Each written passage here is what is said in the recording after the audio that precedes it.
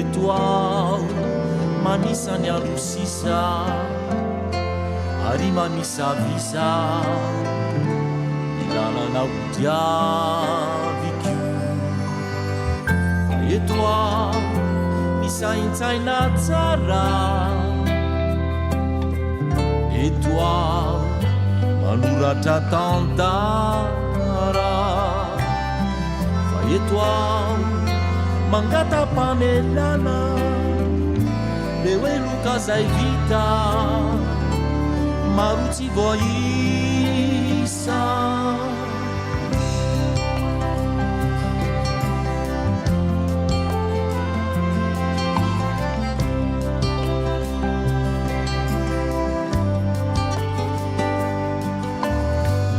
sanisay izano antenay mitoanin'izao fiainan'izao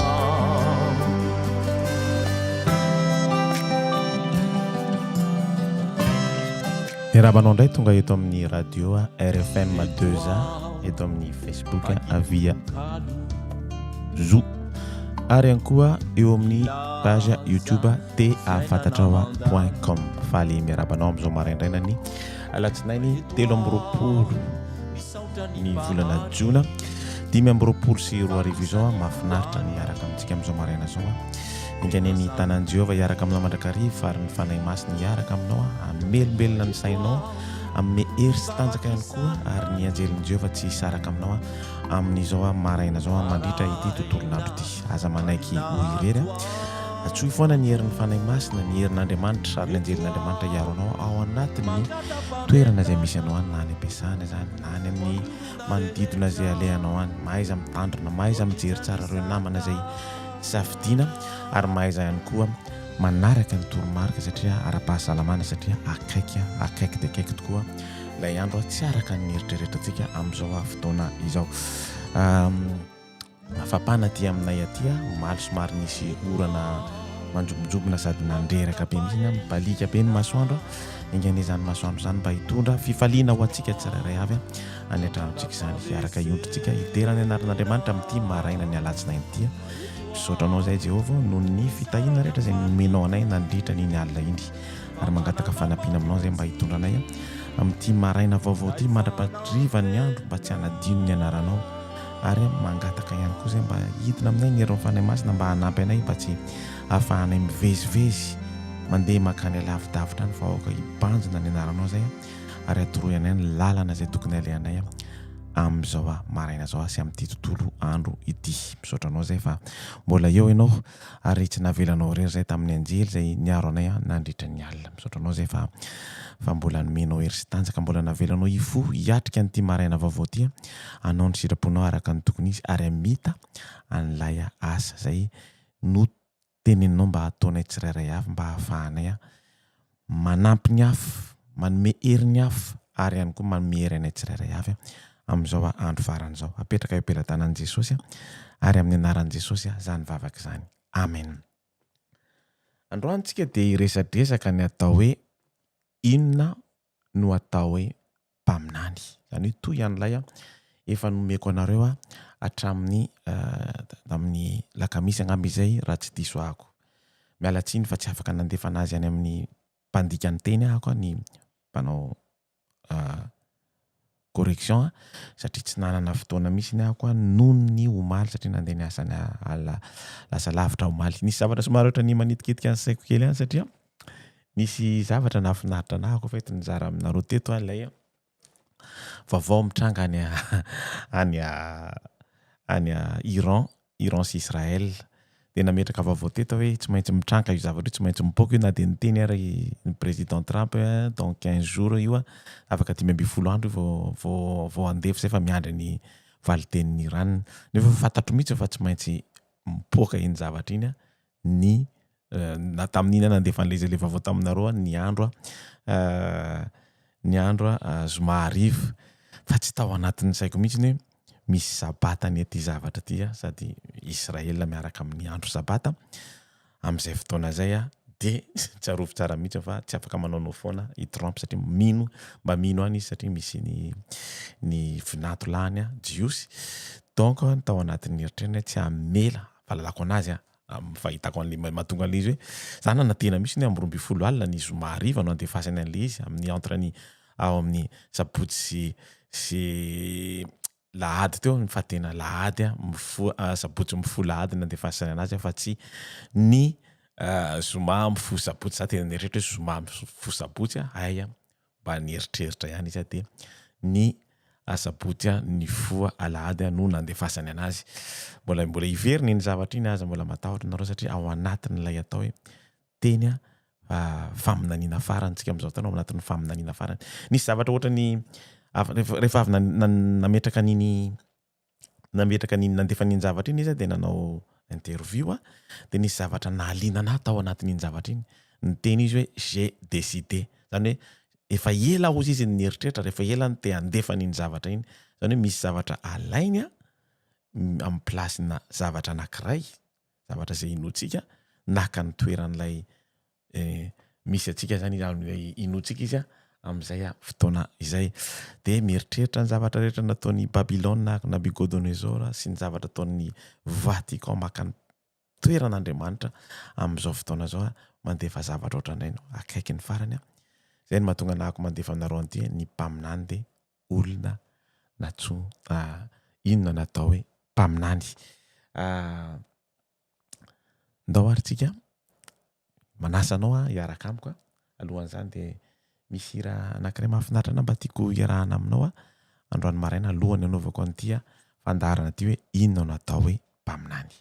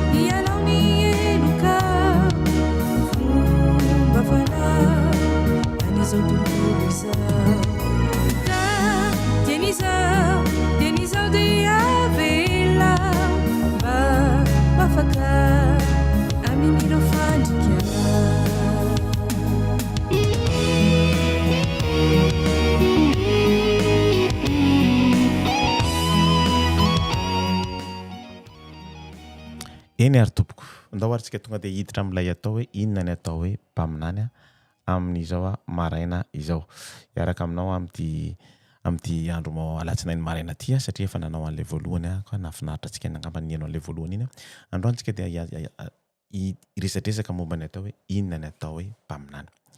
Ny mpaminany de olona natsoin'Andriamanitra. Ny mpaminany de olona iray izay natsoin'Andriamanitra mba anao ny asa zay asa fanompona ara-paminaniana zay asa rehetrarehetra tian'Andriamanitra hoentina eto ambonin'ity tamin'ity.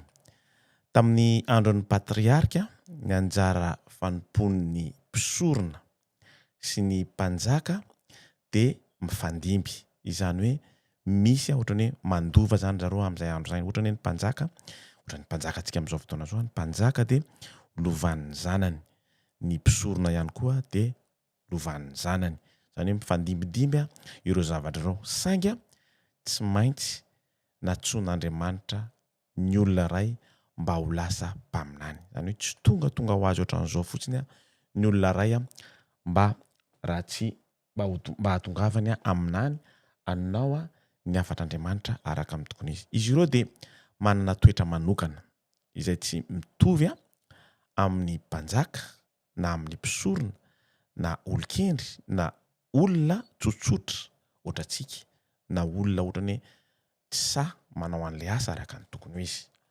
Maro ireo tantara milaza ny fomba ny antsoina ireo mpaminany. Ohatra anankiray fotsiny zao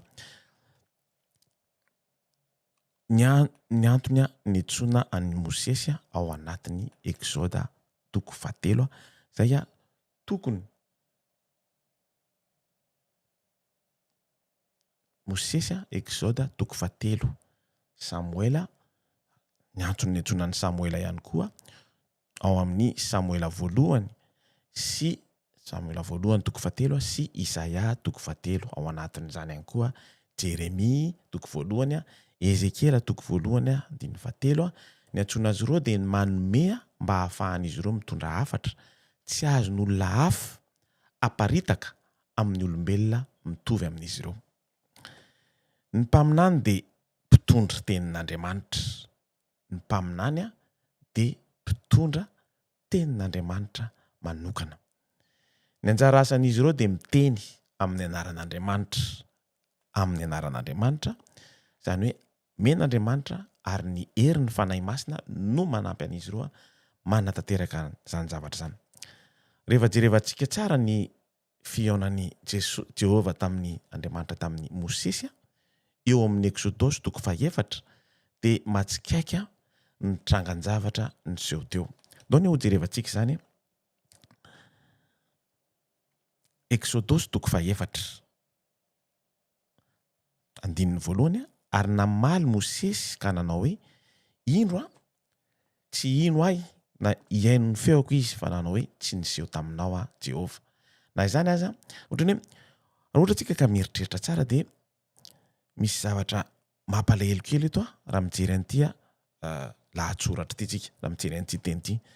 Zany hoe Andriamanitra nandà Mosesy raha nytenenin'Andriamanitra hoe ianao mandeha manao an'ity asa ity, nandà izy hoe tsy heno ahy tsy heno ny feoko ireo vahoakanao ireo, tsy niseho taminao Jehova. Ohatrany hoe tsy hananany zareo finoana zany, zay zany nieritreretin'ny Mosesy voalohany indrindra. Manaraka izany de niteny koa ary Jehova taminy betsaka ny fanontaniana, na izany de Andriamanitra de tsy eritreretina tsy niala tamin'ny fatokiana zay nisy teo amin'ny Mosesy. Ohatra vitsivitsy milaza fa ny mpaminany de mpitondra tenin'Andriamanitra. Ohatra ny teneniko anareo teo tsy maintsy mitondra ny tenin'Andriamanitra ary zay afatr'Andriamanitra zay de tsy maintsy taterahana. Na nandary Moïse tamin'ny voalohany, ohatra ny teneniko anareo tamin'ny voalohany hoe ary namaly Mosesy ka nanao hoe indro tsy ino ahy na iaino ny feoko izy fa anao hoe tsy niseho taminao zany mihitsy ny Jehova Andriamanitra. De eto no mahatonga saina satria nametraka fanontaniana be tabe anazy Andriamanitra, ohatra ny hitanareo eo amin'ny écran io hoe ary Jehova taminy inona mo iny atananao iny, de fatatsika tsara ny valiny kakazo de nasainy natsipiny de lasa bibilava, na hoe ampidiro ao anatin'ny tratranao ny tananao de avoay de hitanao fa misy lasa boka, avereo no ampidirinao indray ny tananao de avoay de hitanao fa miverina ohatrany teo amin'ny taloha. Zany tantara hitantsika amin'ny tsisy mahafantatra an'izany, tsisy mahafantatra an'izany itsika rehetrarehetra. Izany hoe Andriamanitra mba hanambarany fa tsy tokony atahotra izy de nanao zavatra maromaro izy, nanao zavatra maromaro Andriamanitra mba hoentiny ampiseho anazy hoe tsy tokony atahotra mihitsy izy. Miezaka nanampy an'Andriamanitra miezaka nanampy an'i Mosesy foana Andriamanitra fa nono ny fahatahorany de nandà izy. Itsika olombelona ohatra amin'izao fotoana zao kosa de manana asa mavesatra be mihitsy fa matahotra. Fa ary indrindra am'resadresaka mombany hoe am'faraparany am'resadresaka momba Mosesy hoe ohatrany ahoana ny fomba fiasan'Andriamanitra niaraka tamin'ny Mosesy zay tsy hitantsika ntsony am'izao fotoana zao. Fa hito de zavatra tena matsikaiky mihitsy. Eritrereto hoe orahan'Andriamanitra tsika amin'ny apokalipsa amin'ny afatry ny anjely anankitelo. Irahan'Andriamanitra tsika amin'ny afatry ny anjely anankitelo de mandà. Menatrahako fa tsy ianao naro ireo olona reo tsy hiteny anahy mihitsy hoe avy any amin'ny Jehova marina ianao na ny Fanahy Masin'Andriamanitra naniraka anao. De raha tenenin'Andriamanitra tsika hoe raiso aro zavatra eo amin'ny tananao io ohatrany de ataovy mivadika ohatran'izao zay ve tsika vao andeha hanao an'le asa. Zany hoe miezaka manampy na de matahotra Andriamanitra de mangina izy. Tsy toraka zany anefa ny zavatra niseho tamin'ny Mosesy, roa Mosesy tamin'ny Jehova hoe mifona aminao aho. Zany arakaraka ny nampisehoan'Andriamanitra ny zavatra hitany masony, ohatrany voamaika, ohatrany nampiemitra anazy. Ohatrany niemotra izy teo aza ny tahotra an'Andriamanitra de sainany izingizina izy fa irery ihany no Andriamanitra zany ohatrany hoe raha ohatsika ka mijery an'ity texte hoe aroy Mosesy tamin'ny Jehova, Tompo mifona aminao aho, olona tsy mahay mandahateny aho na hatrany aloha na hatramin'izao itenenanao amin'ny mpanomponao izao aza fa votsa vava sy miadapiteny aho. Marina mihitsy zany, marina mihitsy zany teneny zany fa adino le hoe zay zavatra zay adinony Mosesy foana tamin'ny fotoana io hoe adino hoe iza no miresaka aminy, iza no miteny aminy, iza no mamery anazy, iza no nanome ny ainy. Rehefa miteny Andriamanitra hoe ty ataonao de tokony nataony le izy fa tsy nandà izy. Fa mahagaga na ny tenany io ary Andriamanitra i Mosesy Andriamanitra nizingizina foana, ohatrany hoe ny insiste izy fa i Mosesy rery ihany no mavita ito afatra ito na de tsy te hanao an'le afatra raha izy.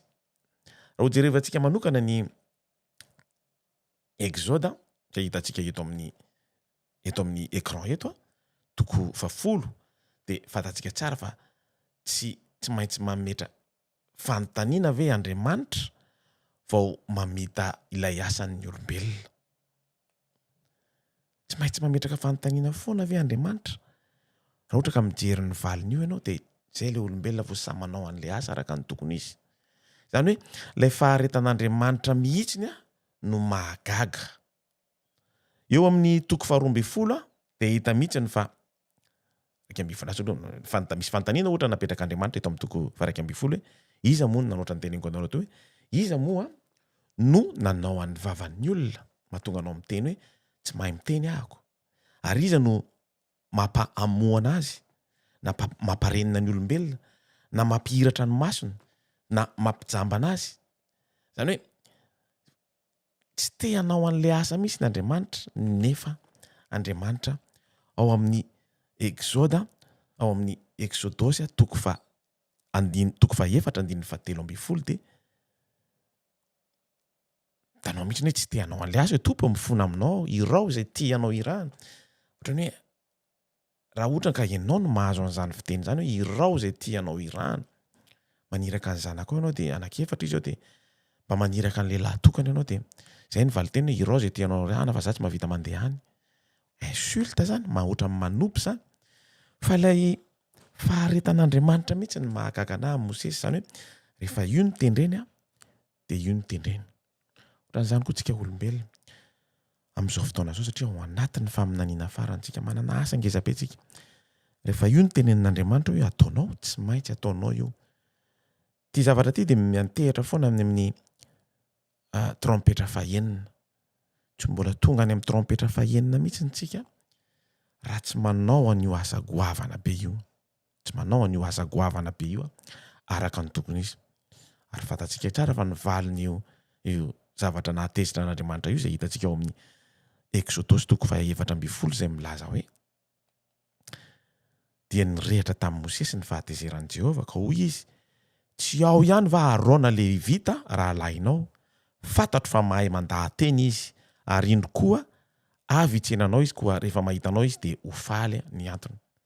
Na de kamo sy nalaina azy isika no nitahotra nahavariana amin'ny fiainana andavanandro, ny asa, ny famelomana ny zaza sy ny vady aman-janaka de tsarovy fa rehefa ao anatin'ny arato ianao ao arato zay natsipin' Jesosy de tsy maintsy manao lay asa farany ka tian'Andriamanitra manao zany tokoa. Isika tsirairay avy tsy maintsy ataonao io, tsy maintsy ahitany vahaolana ianao ohatran'io nataony tamin'ny Mosesy io. Tsy mahay miteny ianao, raha tsy mahay miteny ianao dia Arona ny ataoko solom-bavanao. Noho izany aza manay fa rehefa tonga lay ora sy fotoana tsy maintsy anaovanao an'izany asa zany de tsy maintsy manao ianao. Nolazainy fa tsy mahay, nolazainy Mosesy fa tsy mahay miteny izy. Ary fatatsika tsara ny valiny fa i Arona no hitondra ny afatra, tondra ny afatra ho an'ny olona. Misy zavatra mahatsikaiky ato ao anatin'ity Exodosy toko faefatra sy toko 7 indrindra. Lay ho teneniko aminareo Elohim sy Nabi. Tsisy mahafantatra ngamitsika fa Elohim de Andriamanitra. Nabi de ohatran'izay fomba fanononako anazy Nabi de Mpaminany. Raha mijery tsara io tantara io isika de manazava tsara ny bokin'ny Exodosy toko 7 sy 7 fa i Mosesy de nahazo afatra manokana ary nomena fahefana manokana ho toy n'Andriamanitra Elohim eo masin'ny Farao. Tadio tsara fa nanao resadresaka momba ny ahoana moa nafenina ny fatin'ny Mosesy satria ny Mosesy de ohatran'ny présentation kana filazana fampisehoana amitsika hoe ohatran'izao ny drafimpamonjena tsy maintsy nanaiky ny fahafatesana izy Deutéronome 34 nahitantsika zany 33-34. Raha efa nentin'Andriamanitra izy nijery fa tsy niditra an'ilay Kanana de nanaiky ny fahafatesany. Raha zany koa Jesosy nanaiky ny fahafatesany izy tany am-piandohana. Mahatonga nahako miteny hoe Elohim ao anatin'ny Exodosy de namen'Andriamanitra mihitsy ary ny texte de manambara an'izany hoe ianao de tokotran'Andriamanitra eo mason'ny Farao, eo amason'ny Farao mao ary Arona de lasa solom-bavanao amin'izay fotoana zany. Mpaminany ny Mosesy Nabi izay midika fa ny asan'ny Arona de nilazan'ny Farao izay ho lazain'ny Mosesy taminy Elohim. I Arona no mpanelanelana amin'izay fotoana zay sy mitondra afatra manambara ny tenin'Andriamanitra. Mahagaga ahoana ny fomba inonao hoe Andriamanitra de miteny amin'ny Mosesy hoe ho lasa Andriamanitra ianao hiteny eo mason'ny Farao. Tao jerevantsika ny texte ao amin'ny Exodosy toko 7 andininy 1 sy 2. Hoy Jehovah tamin'ny Mosesy: indro efa nataoko Andriamanitra eo mason'ny Farao ianao, ary Arona rahalainao kosa no mpaminaninao. Ianao ilaza zay rehetra nandidiko anao, ary Arona rahalainao kosa ilaza amin'ny Farao mba handefasany zanak'Israely hiala amin'ny taniny. Mahagaga, mahatalanjona. Zany hoe za tsy miteny mihitsy hoe rehefa maniraka ana Andriamanitra de matahotra ahako na ohatran'izany de ohatrany andeha hiteny amin'ny président Rajoel ahako de matahotra na ohatran'izany de tenin'Andriamanitra ianao nefa nataoko ohatran'ny Andriamanitra mihitsy ne, nataoko ohatran'ny eo i mason'ny président Rajoel. Eritreretinareo zany zavatra zany. Zany mbola misy olombelona tenenin'Andriamanitra hoe ataoko Andriamanitra eo i mason'ny Farao ianao afa-tsy Mosesy irery any. Zava-dehibe amin'Andriamanitra mihitsy ntsika tsirairay avy. Tsy navelan'ny rery zany tsika. Nomeny tanjaka tsika, nomeny fanahy tsika, nomeny hery tsika, nomeny zavatra tsika raha ohatra ka matahotra anao an'ilay asa araka ny tokony izy. Zany hoe isika mihitsy no mpisolo vavan'Andriamanitra amin'izay fotoana zay. Mahagaga sy mahatalanjona. Andriamanitra de niantso ny mpaminany anambarany teniny izay hitantsika ao amin'ny Exodosy toko 7 andininy 1 ka hatramin'ny 2. Ary Jehovah tamin'ny Mosesy: indro ataoko Andriamanitra ho an'ny Farao ianao, Arona rahalainao no mpaminany ary lazao izay rehetra nandindihako anao, ary Arona rahalainao ilaza amin'ny Farao ka te alefany hiala amin'ny tany ny zanak'Israely de hiteny aminy ianao ka anolo teny azy. omba ny vavanao sy ny vavany ao ary anoranao izay tokony rehetra ataonao hiteny amin'ny vahoaka ho anao izy. Izao no vavanao ary anao Andriamanitra. Mahagaga zany dia hitantsika ao amin'ny Exodosy 3:4-5 ka hatramin'ny 9. Mahagaga averiko ndray dia hiteny aminy ianao ka hanolo teny azy. Ary izao omba ny vavanao sy ny vavany ka hanoranareo izay ataonareo, ary izy hiteny amin'ny olona Aron isolo anao, ka dia izy no hosolo vavanao, ary ianao kosa hosolon'Andriamanitra aminy. Zany hoe ny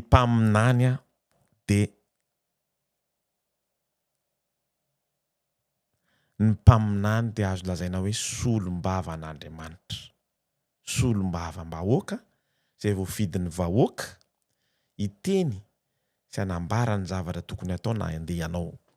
Fantatsika tsara ny solom-bavahoaka fa eto solom-bavan'Andriamanitra ny mpaminany.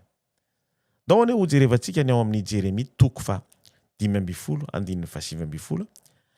Ary raha manavaka ny zavatsoa, any mbola misy eo alohany efa tapahako izy, ary raha manavaka ny zavatsoa hiala amin'ny zavapoana ianao dia ho solom-bavako.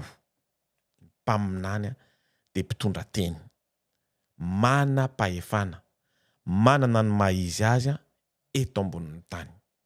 Solom-bavan'Andriamanitra isika, tokony hiteny ireo zavatra marina, fambara, faminaniana ny amin'ny hoavy rehetra amin'ny alalan'ny herin'ny Fanahy Masina irery any. Mpaminany dia miteny amin'ny anaran'Andriamanitra. Isika dia olona antsoin'Andriamanitra ary homen'Andriamanitra fahefana manokana mba ho mpitondra teny izay manana andraikitra apita ny fahamarinana rehetra sy ny fanambarana rehetra izay nomen'Andriamanitra antsika. Na dia niteny tamin'ny Israely tamin'ny alalan'ny mpaminany ohatran'ny Mosesy sy ny karazany Andriamanitra, dia azo lazaina fa manana anjarana goavana isika amin'izao fotoana izao, fa ny fotoana iainantsika faran'izao. Naveriko izy ny afatry ny anjely 3. Rehefa miresaka ao anatiny, zany hoe misy ao aorianan'izy tiako, rehefa miresaka ao anatin'ny faminaniantsika dia tsy maintsy tafiditra ao anatiny hoe afatry ny anjely anankitelo. Asa goavana be mihitsy izy io. Izay hitantsika ao amin'ny Apokalipsa 2:4, anisan'ireo zavatra tsy mora. Zany anisan'ireo zavatra tsy mora izay hitantsika amin'ny Apokalipsa 2:4, 5, 7, 8 ary 9.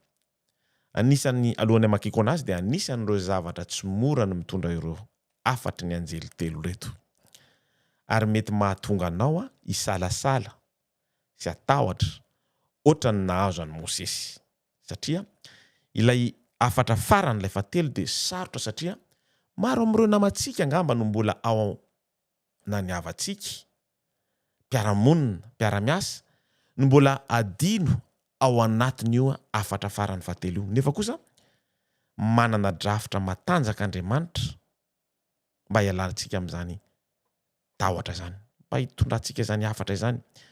Nanome ohatra izy izay hitantsika teo aloha teo, dia ny ohatra izay nomeny Mosesy tadio fa tsy mpitondra teny fotsiny ny mpaminany fa olona voatokana manokana. Tsy maintsy ndao vakiantsika araloha lay soratra ao amin'ny Apokalipsa 2:4-5. Ary hitako fa indro nisy anjely iray koa nanidina teo avovoan'ny lanitra, nanana filazantsara mandrakizay hotoriana amin'izay monina ambonin'ny tany sy amin'ny firenena sy ny fokom-pirenena sy ny hafa samihafa fiteny ary ny olona rehetra. Vao ny anjely voalohany no miteny filazantsara mandrakizay hotoriana amin'izay monina ambonin'ny tany amin'ny firenena sy ny fokom-pirenena sy ny samihafa rehetra. Tsy mahafantatra ngamba fa asa goavana be mihitsy io. Zany hoe mandray ny baibolinao ianao dia mandeha miteny na amin'ny Facebook na amin'ny YouTube na amin'ny TikTok, naiza ataonao manana ny asa goavana be io mba hitenena zany. 7. nanao tamin'ny feo mahery hoe matahoran'Andriamanitra ka omevona azy fa tonga ny andro fitsarany ary miakofa eo an'loha zay nanao ny lanitra sy ny tany ranomasina ary ny loharano. Raha ohatra antsika ka mijery ny trompetra voalohany, faharoa, fahatelo hatramin'ny fahaefatra angamba izay dia na mijery ihany koa ny loza fito farany na hoe coupe na hoe kaopy amin'ny teny gasy dia voakitika daholo ny ranomasina, ny tany, tendrombohitra sy ny lanitra, zany hoe voakitiky ny fahotan'ny olombelona daholo mahatonga an'Andriamanitra tezitra amin'izay fotoana zay, zany hoe hidikidirantsika lalindalina izy amin'izay fotoana zay satria mety hanao an'io zavatra io amin'izay fotoana zay. Zay mahatonga anako mbola miteny fa naveriko eto foana tsy mbola existe mihitsy, tsy mbola tonga mihitsy tsy mbola ao anatin'ny trompetra fahaenintsika. Lay tena manahirana antsika dia fahavalo ary nisy koa dia anjely faharoa nanaraka ka nanao hoe rava Babilôna izay mpisotro ny firenena rehetra ny divay ny fahatezerana noho ny fijangajangany. Faharoa io rava Babilôna ary ny farany nisy koa ray dia ny anjely fahatelo nanaraka ireny ka nanao tamin'ny feo mahery raha misy miankohaka eo anoloan'ny bibidia sy ny sariny ka mandray ny marika eo amin'ny andriny na amin'ny tanany zay zavatra zay zavatra farany atahorantsika indrindra. Alohan'ny manao fandarana kely ohatran'izao ako dia mametrametraka aminareo foana ohatran'ny hoe sary tamin'ny farany iny dia nametraka mombany hoe ireo fitaovana ampiasain'ny satana amin'izao andro farany izao. Fantatro fa manelingelina ny hafa izy ireny, manafitohana ny fony satria tsy mahafantatra izy. Satria ao anatin'ny finoany dia nasorona mihitsy ny didy faharoa, zany hoe nasorona mihitsy ny didy faharoa natao ohatran'izao dia nyraisina namboarin zareo ny zavatra anankiray hoe mahazo miondrika eo anatrihan'ny sarivongana sy ny hafa rehetra. Tsy miresaka momba ny didy folontsika. Zany hoe eto amin'ity fahaefatra ambin'ny folo sy fahasivy ity tena manahirana antsika amin'izao fotoana izao. Satria tsy maintsy tenenina marina. Manaiky ananga aminareo. Nefa kosa ohatrany mampalahelo no mijery an'zareo satria zareo efa tsy ry zareo ny problème fa lay mpitondra hatramin'izay nametraka an'ilay izy sy nanova n'ilay didy folo mihitsy, zany hoe soratanan'Andriamanitra mihitsy no nasorony, ny ratsan-tanan'Andriamanitra mihitsy no nasorony dia nyraisan'ny zareo ny soratanan'zareo dia nampidiriny ohatran'izao mahatonga an'ilay hoe miondriky ny sary sy eo anoloan'ny bibidia. Somary nahita commentaire kely ako nisy namaly tao tsy nampanina anazy hoe ohatrany tsisy saina ireto adventista ireto tamin'ny nametraka an'ilay izy ako. Ny kristianina tompoko tonga dia valiko tsy miteny ny kristianina hoe adala. Andriamanitra tsy mbola niteny anao hoe adala, na niteny anahako hoe tsisy saina, na niteny anizaniza hoe tsisy saina, fa Andriamanitra amin'ny maha-Andriamanitra anazy dia fitiavana. Ny olona miteny hoe tsisy saina dia tsy manana ny fanahin'Andriamanitra satria tsy miezaka ammatatra ny fahamarinana ao anatin'ny Baiboly. Raha nanao an'iny ahako tsy niteny mihitsy hoe tsisy saina ny nareo manaraka an'io sy manala ny didy fahaefatra sy ny didy faharoa, fa niteny fotsiny anampitandrina hoe mitandrema antsika olombelona, fa miezaka manala ny didy faharoa tsika ary satana dia miasa ao anatin'io mba hahafahany manary anao rehefa tonga lay atao hoe trompetra fahaenina. Niteny hoe mila mitandrina antsika olombelona. Averiko vakiana le izy. Apokalipsa toko fahaefatra ambin'ny folo andininy fahasivy. Ary nisy iray koa dia ny anjely farany na ny anjely fahatelo nanaraka ireny ka nanao tamin'ny feo mahery hoe raha misy miankohaka eo anoloan'ny bibidia, mbola hidirantsika ny atao izy hamoan'ny bibidia, sy ny sariny ka mandray ny marika eo amin'ny andriny eny amin'ny tanany. Eto izy dia milazalaza momba ny bibidia sy ny sariny. Fa raha mandeha lavidavitra kelikely kokoa ahako dia mampiseho anao hoe efa nisan'ny sarivongana satria amin'izay fotoana izay dia misy ohatran'ilay atao ohatran'ny hoe nanoratra momba ny lefe ao anatin'ny futuroscope io zavatra io. Betsaka no miteny mazavaiko le izy. Betsaka no miteny tsy haiko nahitako eto betsaka no miteny an'io zavatra io hoe ohatran'io fitaovana io no ampiasain'Andriamanitra zay rehetra nandalo tao futuroscope dia miteny an'izany daholo. Futuroscope dia ohatran'ny Disneyland, fitoerana fitsangatsanganana, fialamboly, misy zavatra kely be da be hitanao anatiny ao, mahafinaritra be miditra anao. Ao amin'ny farany rehefa manomboka amin'ny maizina iny ny andro dia mamoaka sary ny ingénieur audio sy ingénieur na sary mamoaka sary anankiray de misy lehilahy tena olona ty amin'ny tany ety ety amin'ny rano ety mandeha lakana de mahita an'ilay vehivavy eny ambony eny de mifampiresaka ry zareo nefa sary anina numerika ny ataony eny ambony eny ny olona rehetrarehetra mahita an'io mandalo ao mianatra baiboly na mianatra ny apokalipsa de miteny daholo hoe ohatran'izao no fitaovana ampiasain'ny satana amin'ny farany hoentina andresena an'ity olona rehetrarehetra ity satria rehefa tonga ao anao de variana tadio fa rehefa tafiditra ao anatin'io fitoerana fialam-boly io ianao de parc d'attraction rehefa tafiditra ao ianao de enao rery no mahita an'io zavatra io raha ohatra ianao ka mivoaka kely an'io toerana io satria misy supermarché ngeza be eo amin'any ao de misy ny université ny futuroscope tsy mahita an'ireo zavatra reo mihitsy na maheno ny feo nefa maheno ao anatiny ao maheno be mihitsy mahagaga be mihitsy zay no mahatonga an'le olona miteny le mandinika ny baiboly sy ny apokalipsa miteny hoe ohatran'izao no fomba ampisehon'ny satana ny herin'ny rehefa alohany atongavan'i Jesosy na ao anatin'ilay atao hoe na mifilaza ty trompetra fahenina satria tadio tsara fa misy fiteny mbola iresadresaka an'izany tsika ao anatin'ny baiboly miteny mihitsy hoe vitan'Andriamanitra vitan'ny satana mialatsiny tompoko miala fondro mihitsy vitan'ny satana mampiteny any dadanao efa maty any anaty fasana mivoaka vitan'ny satana ny mampiteny any mamanao bebeanao ny dadabe anao miteny zay tsy maty ane zay afaka mandendeha zay aty sy ny karazany rehetrarehetra eny vitan'ny satana ny manao zavatra ohatran'izay ary vitan'ny satana ny mamerina ary zay nefa zavatra iseho tsy maintsy iseho ao aorian'ny alohany atongavan'i Jesosy ao anatin'ny rehefa hovahana anjely anakeninareo araka ny fahalalako anazy rehefa anjely anakefatra reo araka ny fahalalako anazy ka anao zay tiany ataony satana de ametrapetraka an'ireo zavatra reo eny ambonin'ny rahony eny ary betsaka ny ino anazy na itsika efa voafidy ary na voantso ianao na voafidy ianao de betsaka ny ino an'izany zavatra zany satria nahoana zavatra voalohany raisitsika de ny fitaovana ampiasainy amin'izao fotoana zao ho an'ny kristianina rehetrarehetra tsy miteny fotsiny hoe katolika rery fa na protestant taratratra misy pretra pasteur protestant any Peroa any nivadika pretra no nahitany Maria azo teneniny zany ny ao anatiny ao koa ny Bouddha ao anatiny ao koa ny Hindi ao anatiny ao koa ny Aztèque rehefa rehetrarehetra miondriky eo ambonin'ny zavatra anankiray ambonin'ny sarivongana na sarina atao olona ihany nanao anazy de tsy maintsy tratran'izay zavatra zay ary mety miova izy amin'izay fotoana zay no nahatonga nahako ny teny hoe ao any aparany ihany mety satria betsaka raha ohatra anareo ka mahita an'le vidéo nalefako farany de betsaka ny olona miaritory eo amin'ny sarivongana ny Maria amin'izao fotoana zao manao tena manao miaritory mihitsy izy de 19h hatramin'ny minuit mandra-parain'ny andro misy miaritory mihitsy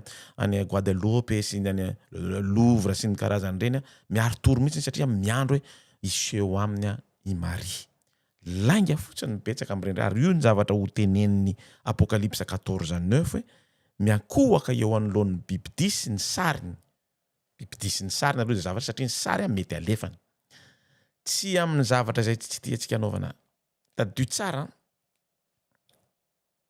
fomba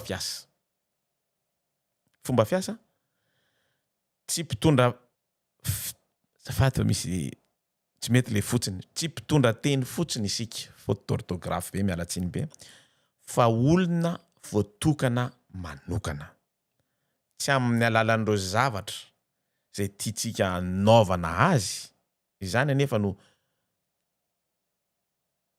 tokony ataontsika safady satria maky ny anoratako de clavier américain mialatsiny tompoko mialatsiny mihitsy donc rehefa mienregistre des fois ndray tsy hitako le izy de na le zavatra raha de lasa RTA de hitondra izany nefa no tokony ataontsika ohatrany anaovana izany fa kosa azafady indrindra amin'ny zavatra zay tiantsika anaovana izany fa kosa misy fiaraha-miasa manokana miaraka amin'Andriamanitra irery ihany miaraka amin'Andriamanitra ao fa mpiara-miasa amin'ny fotsiny isika Zany hoe misy fanampiana lehibe avy amin'ny Fanahy Masina. Lehibe avy any amin'ny mialatsiny tompoko, mialatsiny indrindra. Tadio fa ny olona mpaminany mialatsiny indrindra amin'ilay faute d'orthographe tsy mialatsika. Ny olona mpaminany dia olona manolo tena, mahafehy tena, manetry tena, afaka miaraka amin'Andriamanitra araka ny tokony ho izy. Ary le asa be nyteneniko amintsika io iverimberina foana anatin'ity. Ny olona mpaminany dia zay vojerevantsika ao amin'ny Osea 1:2 tamin'ny andohan'ny tenenan Jehovah tamin'ny Osea dia io Jehovah tamin'ny andeha ianao makavady zay efa tena janga sy zanaky ny fijangajangana fa tratra-pijangana miala amin'ny Jehovah ny tany. Zany hoe olona afaka manolo tena, sasa afaka manao zay irak'Andriamanitra tian'Andriamanitra atao satria raha mijery an'io tenin'Andriamanitra io no teneniny tamin'ny Osea io dia zavatra tena nenao makavady zay tena olona janga mamenatra ane zany. Nefa izy dia nanolo tena nandeha ary nanaiky izy satria Andriamanitra no miteny anazy. Zany hoe Andriamanitra ireo mpaminany dia mampita afatra, zany hoe mandray anjara amin'ny asa izay anirahana azy. Tsy afaka manao ninina mihitsy tsika raha tsy Andriamanitra no manao an'izany zavatra zany. Tohizantsika ny zavatra nosoratany ao amin'ny Osea. Tamin'izany andro zany no nampitondrain'i Jehovah teny an'i Isaia zanaky Amosa hoe diso ahako fa tsy Osea ty. Andeha boray lamba fisaonana ho afaka amin'ny valahanareo ary esory ny kiraronao hiala amin'ny tongotrao. De nanao izany izy ka nandeha izy tsy nitafy sady tsy ny kiraro. Ary hoy Jehovah tahaka ny nandehanan'i Isaia mpanompoka 3 taona sady tsy nitafy sy ny kiraro mba ho famantarana sy ho fagakana any Ejipta sy Etopia dia toy izany no hitondrany mpanjakan'i Israely ny Ejipta ho babo sy ny Etopiana ho sambotra na tanora na antitra samy tsy hitafy sady tsy kiraro no tsy isarope ho enatra Ejipta. Toy ny Isaia zay hitantsika teo 20:2-4 zay mivakitsika teo fa adiniko ny nanaovana azy miala tsy indrindra tompoko. Isaia 20:2-4 ao anatin'izany koa dia misy afatra nomenan'ny Mika zay tsy nosoratako eto 2:1-9 sy ny hafa rehetra ihany koa. Misy zavatra mahatsikaiko satria iverenako kely izy tia. Ny andininy ao amin'ny numéri nombre 2:12-9 dia manazava tsara ny fahefan'ny mpaminany amin'ny fampitahana ny asa ny fanompoana rehetra nataon'ny Mosesy an'Andriamanitra. Misy zavatra mahafinaritra ho vakitsika ny le izy. Numéri 2:12-9 dia hoy izy mba mienono teniko. Raha misy mpaminany Jehovah eo aminareo dia amin'ny fahitana no isehoako aminy ary amin'ny nofo no itenonako aminy. Fa tsy toy izany kosa Mosesy mpanompoko izay matoky amin'ny tranoko rehetra. Mifanatrika no itenenako aminy dia amin'ny fahitana fa tsy misy teny sarom-patarina ary mijery ny endrik'i Jehovah izy. Ka ahoana ianareo tsy atahotra ny metsina ny Mosesy mpanompoko. Zany hoe nafinaritra anaty teny ity satria Andriamanitra dia nampiseho hoe Mosesy dia miresaka aminy fasafasa ohatran'izao zay hitantsika ao amin'ny Exode 8:11 angamba izy raha averintsika ho jerevana izy. Okay. Miresaka amin'ny ohatran'izao mivantana ohatran'izao ohatran'ny mpinamana izy mpisakaiza itsika. Nafinaritra be le izy. Fa eto koa Andriamanitra dia mampiseho hoe na ho atsika tokony ao anatin'ilay vahoaka ny faminaniana na ianao tokony hieno dia tokony atahotra. Zany hoe tokony tsy natahotra hanometsina ny Mosesy mpanompoko. Zany hoe tokony zavatra rehetrarehetra mivoaka zany amin'izao fotoana izao dia tokony ho tsapantsika fa amin'ny alalan'ny tenin'Andriamanitra rehefa tsy mivoaka ao anatin'ny Baiboly. Andriamanitra mihitsy miteny hoe ohatran'ny teneniko anareo teo hoe mienono ny teniko.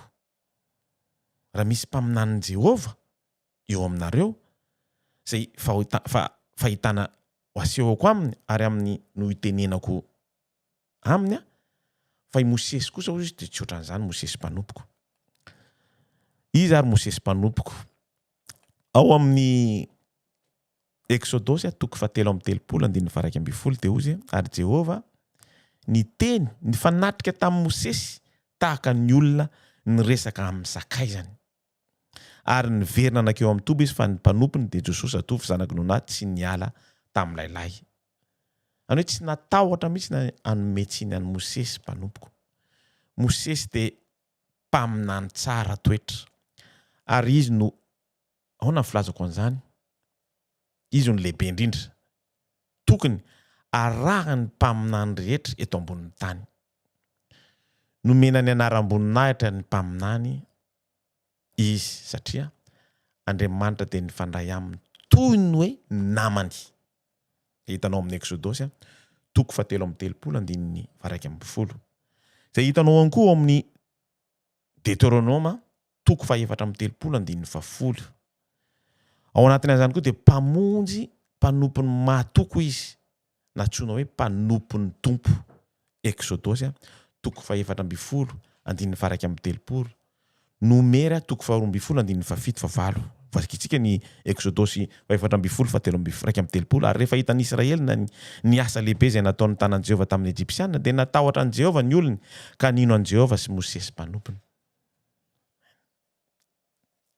Tsy maintsy tokony ino anao ny olona tsirairay avy raha manao zavatra ho an'Andriamanitra ianao. Deuteronome 4:15-15. Joso 2:1-2. Asa nosoratako na tsy nosoratako? Tsy nosoratako.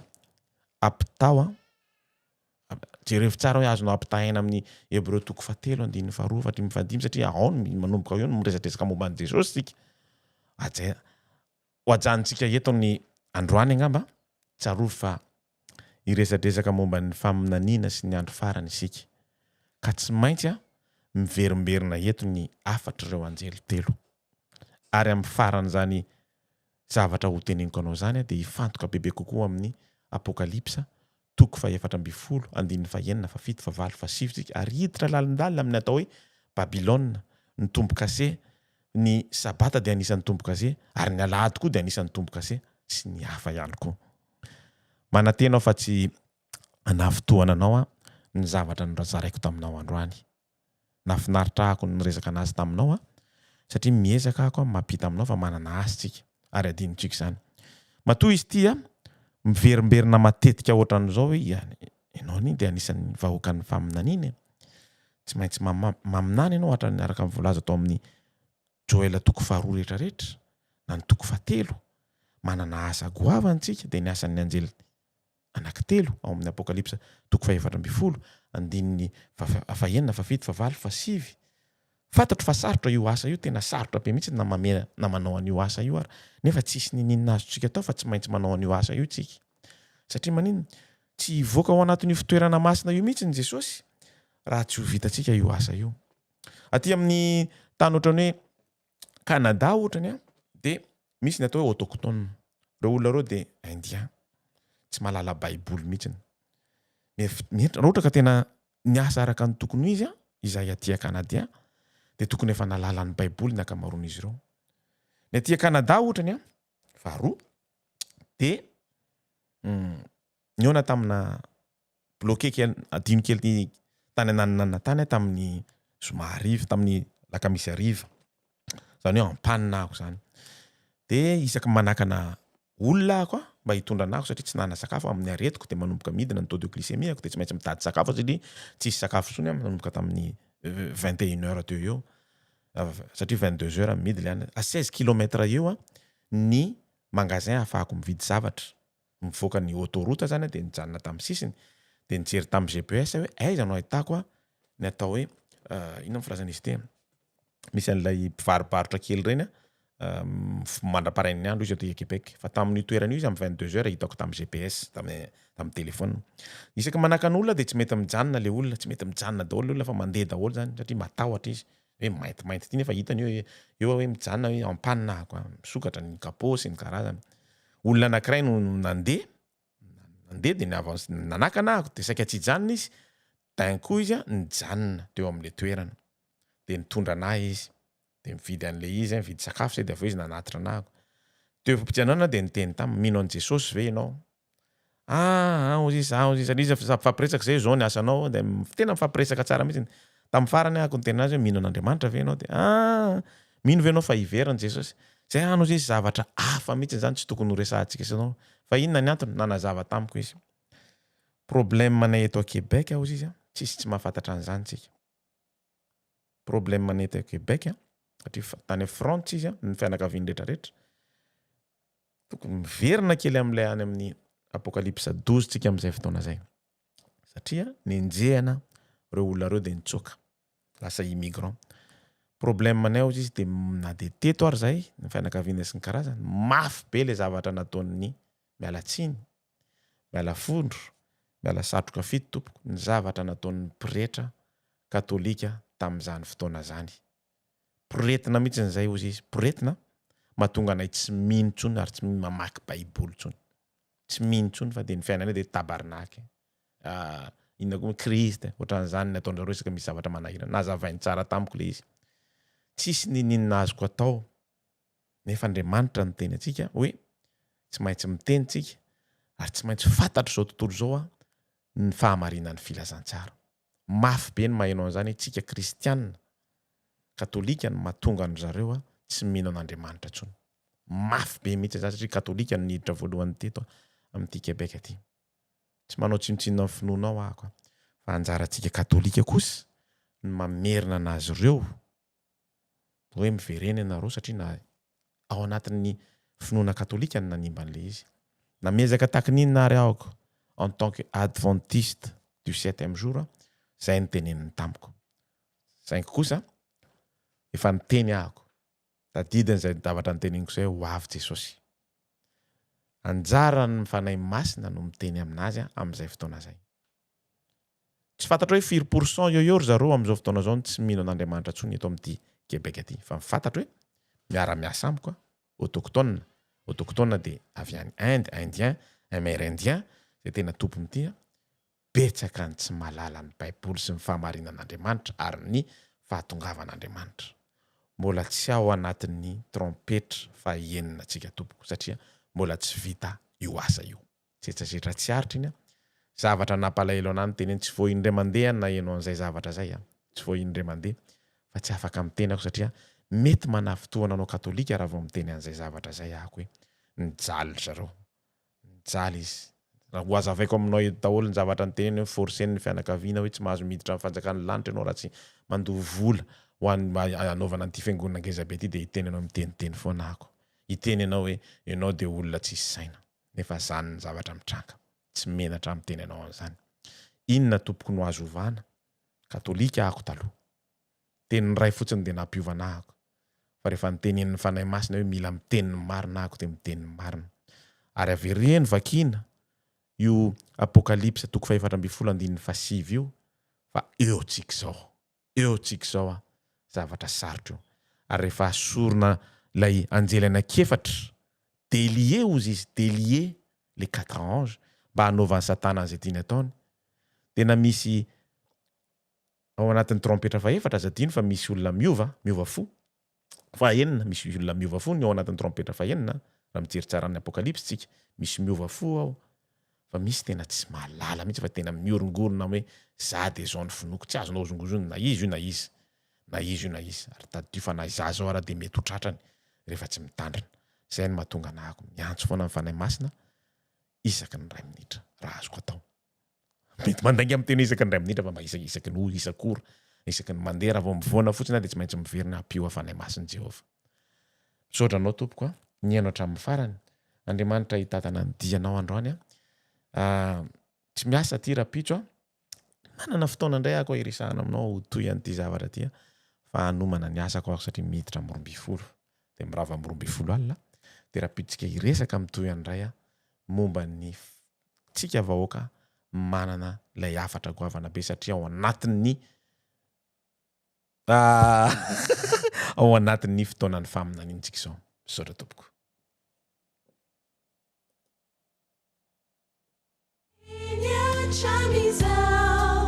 Ni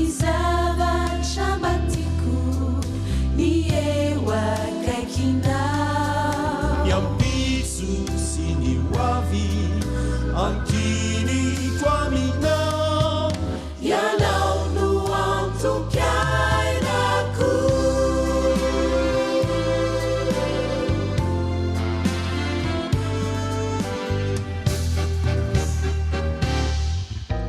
sy nanenenako sy hanenenako ny miaraka aminao ianao ny tokiko ianao no inoko sy mana tahotra ianao